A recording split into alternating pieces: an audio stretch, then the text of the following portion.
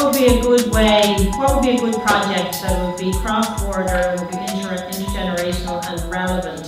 And the whole age-friendly initiative is very relevant at the moment. So we came up with a project to start conversations cross-border, cross-generational about how, you know, how can we be more age-friendly in our cities. So this is the first day of it in Dublin, and then we're obviously going to Belfast as well on the 18th. So there's going to be 4 groups going to 4 different areas, and we're going to look at how age-friendly those areas are. So what is a walkability tour? What will you be looking out for? Within your group, you're going to be working in pairs, and each pair is going to have a clipboard with different themes on it. It was top notch. There were loads of books, but there was no real-time information on a lot of them. There were in other parts of the city there are, but not in this part.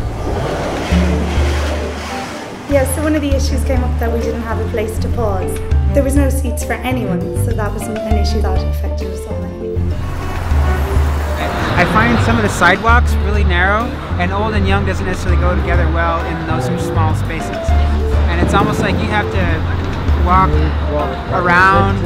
And there was plenty of events about. There wasn't as if there was a lack of them. There was plenty.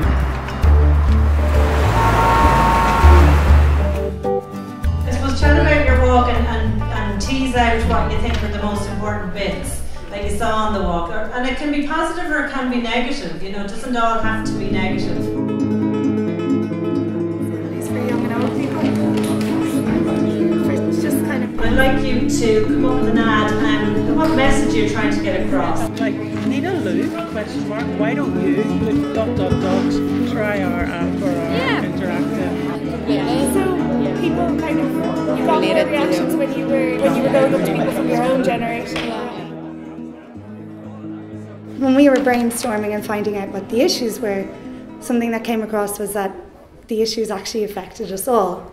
The good news is that I've never seen so many waste bins. Fantastic. There is no need for anybody in Dublin, local or tourist, to actually drop litter. Yeah, somebody in the group came up with walk a mile in my shoes, but I dropped the walk bit because not everybody walks. So it makes sense to say a mile in my shoes, because no matter how you do that mile, it's still doing a mile in the same way.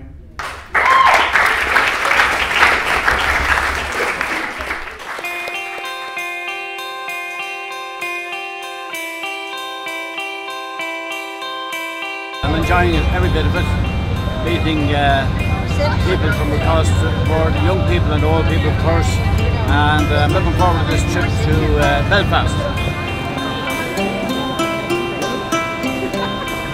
Last week I learned stuff about Dublin that I didn't know was there. They think we're just but when you get to know us, they actually have fun, yeah.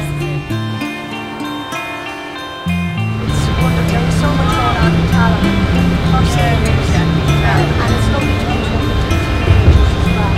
You know what might be going on with them.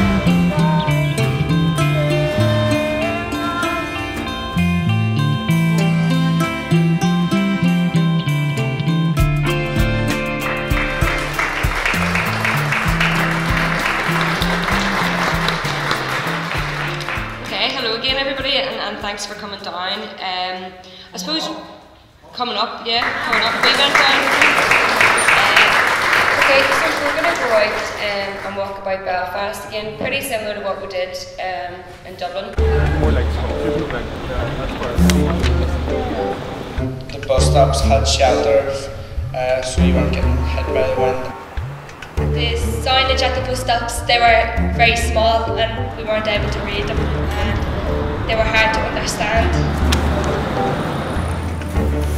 The bins were quite full, although there was lots of bins around. But people also thought that Belfast was pretty, and it come on leaps and bounds from what it was about 20 years ago. Oh, this is lovely, we can have a rest. And there was a real high volume of traffic, especially in the city centre.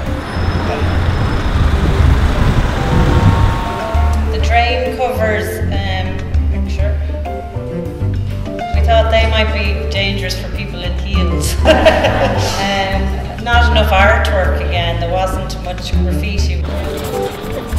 Overall, I think we're really impressed with Belfast and its cleanliness and its ease for getting around.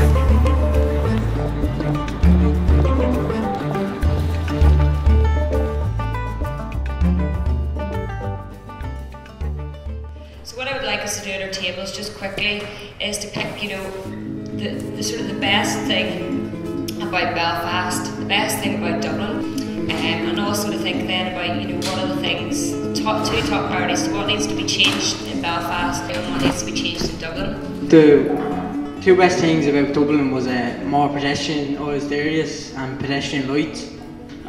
The things I loved about Dublin was the history of Dublin. Dublin is a very brilliant historical city, and if you walk through it, you may as well just have a book. Then, oh yes, one thing we would change in both cities, we would change the toilets, and in Dublin we would change two things, toilets and seating. So we already feel that we are ready to hit the ground running and lobby our lives out. There you go. Thank you.